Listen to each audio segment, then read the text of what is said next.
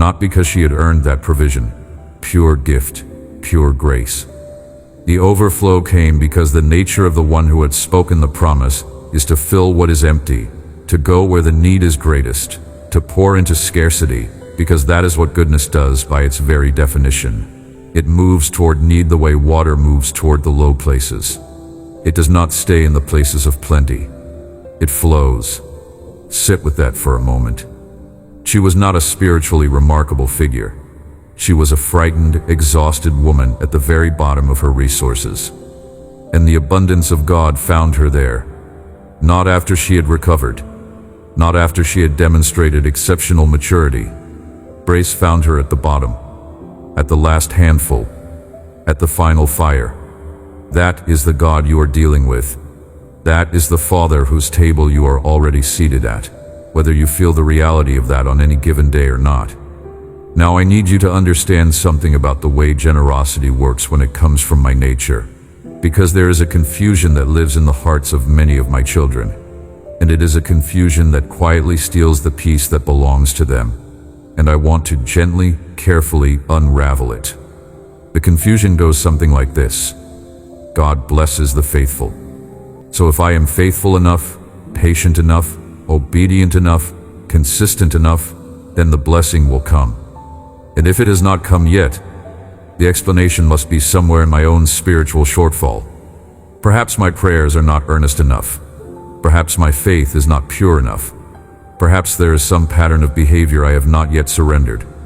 Some corner of my heart I have not yet given over. Some lesson I have not yet learned that is holding up the blessing like a dam holds up a river. Do you recognize that thinking?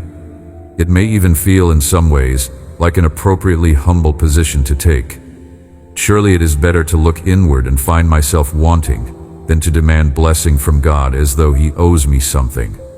But here is what that thinking, however well-intentioned, actually produces: a chronic, low-level anxiety about whether you are doing enough to qualify for what you need. A spiritual treadmill that never quite arrives at the destination. A relationship with me that is secretly built on transaction rather than on love. And that is not what I intended. That is not the table I set. Consider the lilies of the field. Your Savior stood in a field of wildflowers, ordinary wildflowers growing on a hillside somewhere in Galilee, and He used them to make one of the most radical theological statements anyone has ever made. He said, "Look at them. They do not toil. They do not spin.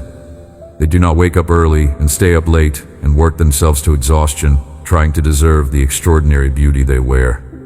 They simply exist, rooted in the soil I put them in, drinking the rain I send, turning their faces toward the light I provide.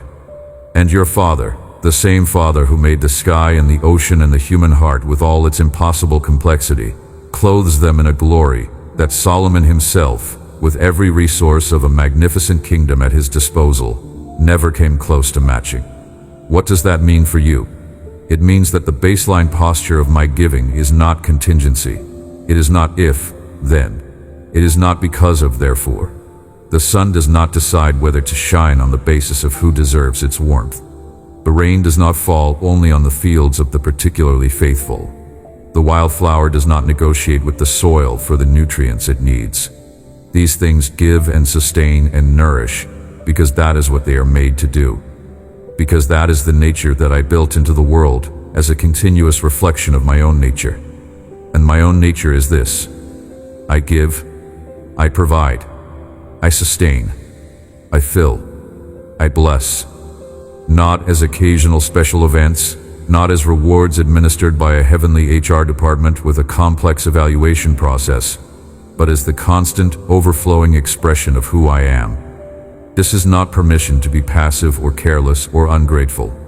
The widow still had to gather the sticks. She still had to make the dough. She still had to be willing to open her hands in faith at the moment when opening her hands was the most frightening thing she had ever done. The lilies do not exist by refusing to grow. There is always a place for your participation, your obedience, your willingness to act on what you trust. But the source of what flows through your life is not your performance. The source is my character, and my character does not change. I want to stay in this place with you for a little while longer, because the hearing of a truth once is rarely enough to displace the